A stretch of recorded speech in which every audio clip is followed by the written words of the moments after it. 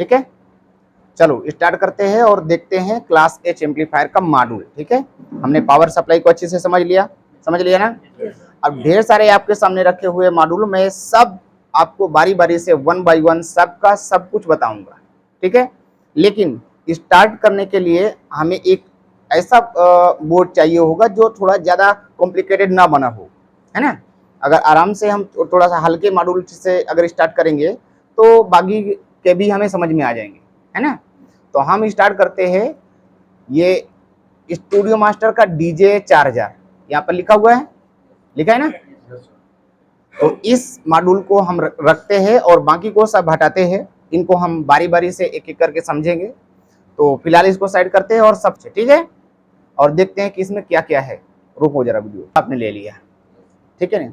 अब इसमें जब आप देखोगे तो ये क्लास एच एम्पलीफायर है। कैसे पता चलता है कि यहाँ पर देखो मॉसफेट लगा होता है। क्या लगा होता है? मॉसफेट। और दूसरी इसमें देखने को मिलेगा कि जो हाई वोल्टेज और लो वोल्टेज का इसमें सिस्टम दिया हुआ है। ये यहाँ पर ये कनेक्टर दिख रहा है। इस कनेक्टर में 1 2 3 4 5 पिन लगता है। 5 में से बीच वाला पिन आउटपुट है ना। उसके बगल में दोनों लो वोल्टेज सप्लाई होता है, जिसमें आपका सप्लाई आएगा जैसे 60 0 60, है ना। उसके बगल में जो है वो आएगा लगभग 120 0 120, है ना। इससे देख करके ही हम समझ जाते हैं कि वो क्लास एच एम्पलीफायर है ना। इस तरह से देख करके, इधर देख करके नहीं समझ में आएगा आपको, ये सप्लाई सेक्शन देख करके ही समझ में आएगा कि वो क्लास एच है या क्लास ए बी है। ठीक है, क्लास एच का मतलब जो स्विचिंग कर रहा हो या स्विचिंग करने वाला उसमें system, low voltage, high voltage या मीडियम वोल्टेज, है ना। अब इसमें देखो, अब देखो हम स्विचिंग सेक्शन की बाद में बात करेंगे, पहले हम ड्राइवर सेक्शन को जानेंगे। ठीक है, यह स्विचिंग सेक्शन यहाँ पर है, वो कब काम करता है? जब एम्पलीफायर का ऑडियो 30% से ज्यादा आए। कब आएगा? जब 30% से ज्यादा वॉल्यूम को खोलोगे तब ये सेक्शन काम करेगा। उससे पहले आपका ये वाला जो सेक्शन है वो काम करता है। ठीक है, अब इसमें यहाँ पर ढेर सारे बगल में ट्रांजिस्टर लगे हुए, कुछ मैंने निकाले हुए, कुछ लगाए हुए, है ना। ये इधर से देखोगे आप, यहाँ से हर ट्रांजिस्टर के ऊपर आपको नंबर लिखा हुआ है, जहाँ 5200 है ना लिखा हुआ है। इधर 1943 ऐसा लिखा हुआ है, लिखा है कि नहीं। तो जो स्पीकर चलने का काम करें वो कौन कौन से ट्रांजिस्टर स्पीकर चलाएंगे, इसके लिए हमें देखना होगा कि जो एमीटर पर रजिस्टर है कितना, आधा ओम से कम 0.33 ओम, है ना। वो रजिस्टर जिसके एमीटर पर लगी है वो ट्रांजिस्टर क्या करेंगे? स्पीकर चलाएंगे। इधर तो मॉसफेट लगे है ना, तो उधर तो वो स्विचिंग का काम है, लेकिन इधर बाकी में ये 5 वाट का रजिस्टर दिख रहा है, 1 2 3 4 5 6 7, है ना। यानी 7 ट्रांजिस्टर हैं आपके जो स्पीकर को चलाने का काम करेंगे, यानी आउटपुट का काम करेंगे। ठीक है, बाकी का एक ट्रांजिस्टर और यहाँ पर लगा हुआ है जो उसका ड्राइवर होता है, यानी ये सातों को चलाने का काम कौन करेगा? ये ट्रांजिस्टर करेगा। ठीक है ना, इतना समझ में आया। अब इन दोनों को चलाने का जो काम है, ये ड्राइवर किस लिए हुआ? इन सबको चलाने का, है ना। यानी इसको भी चलाने वाला कोई ना कोई होगा कि नहीं। इसको चलाने के लिए यहाँ पर 2 ट्रांजिस्टर लगे हुए हैं, मैं आपको इधर से दिखाऊं। ये लगा हुआ इधर 18 37 47 93, ये किसको चलाएंगे? इन दोनों को। ठीक है, ये तो प्री ड्राइवर हो गए ना, प्री ड्राइवर। इनको चलाने का काम ये दोनों कर रहे हैं। अब इनको जो चलाएंगे तो उसके साथ यहाँ से बाइसिंग बनना स्टार्ट होता है, तो उसको बोलते हैं बाइसिंग स्टेज, है ना।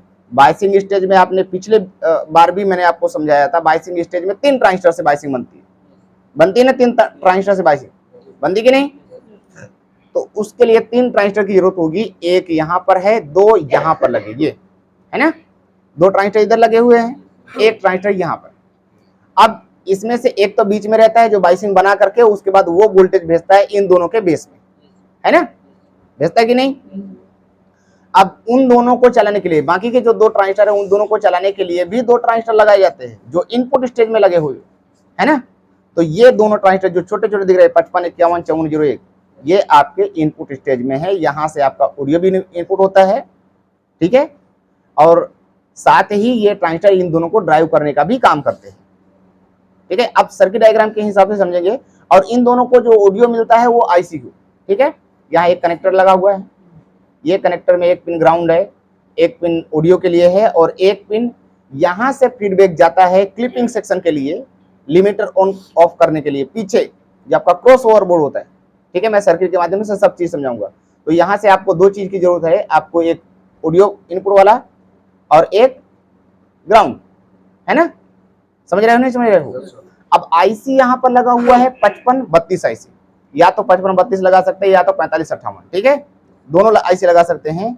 आईसी के 4 नंबर पिन पर नेगेटिव सप्लाई, 8 नंबर पिन पर पॉजिटिव सप्लाई, कितना 15 वोल्ट प्लस माइनस होना चाहिए। ये आईसी को चालू होने के लिए वोल्टेज है। आईसी से जब सिग्नल निकलेगा वो सिग्नल दो पिनों से निकल सकता है, या तो 7 नंबर पिन से या तो 1 नंबर पिन से। ठीक है, मैं सर्किट में समझाऊंगा तभी आपको समझ में आएगा। वहां से ऑडियो निकल करके इन दोनों ट्रांजिस्टर पर चला जाता है। ठीक है, यहां से ऑडियो फिर ये ट्रांजिस्टर जो है थोड़ा थोड़ा सा करके सबको एम्पलीफाई करेंगे, उसके बाद बीच वाले पर आ जाएंगे। ये जो बीच वाला जो लाइन दी गई, ये बीच वाला कनेक्टर, यहां से आपका ऑडियो फाइनली आउट होगा, जो कि चला जाएगा आपके प्रोटेक्शन सेक्शन में। कहां पर जाएगा? स्पीकर प्रोटेक्शन सेक्शन में, जहां पर रिले लगी हुई है। ठीक है, वहां पर जा करके फिर जब प्रोटेक्शन चालू हो, मतलब प्रोटेक्शन हटेगा और रिले चालू होगा, उसके बाद ऑडियो आपका आउट होकर के एम्पलीफायर से बाहर निकलेगा। ठीक है ना? अब इस आईसी को चलाने के लिए 15 वोल्ट प्लस माइनस की सप्लाई की जरूरत है कि नहीं? वो सप्लाई के लिए यहां पर आप देखोगे तो इधर आपको 3K9 के रजिस्टर दिख रहे हैं। ठीक है, दिख रहे हैं यहाँ पे। ये जो हमारे लो वोल्टेज होता है, ये वाला लो वोल्टेज, इस लो वोल्टेज से सप्लाई आउट होकर के डायरेक्टली चली जाती है कहां पर? यहाँ पर, है ना, इस रजिस्टर को, और इधर से आउट होकर के इधर चली जाएगी। एक बार मैं मल्टीमीटर दिखाना चाहूंगा, लाओ मल्टीमीटर। यहां पर इस तरह से हमने एक सप्लाई को रखा और रजिस्टर पर चेक करेंगे क्या वहां कंटिन्यूटी आ रही है? आ रही है ना? ये लो वोल्टेज डायरेक्टली इसको मिल रहा है, मिल रहा है कि नहीं?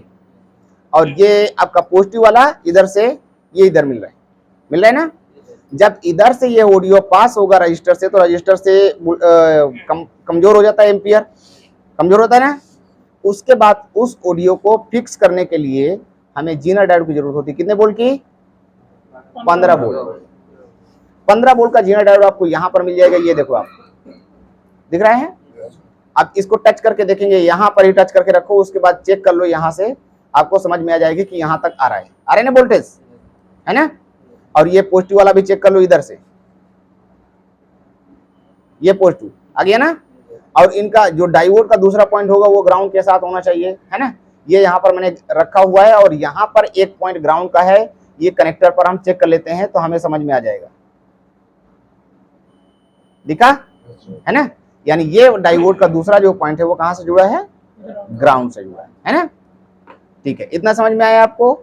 अब इसको सर्किट में से हम समझते हैं, या फिर एक बार नॉर्मली हम समझ लेते हैं, सर्किट में ही समझते हैं। चलो डायरेक्टली सर्किट में चलते हैं। ठीक है,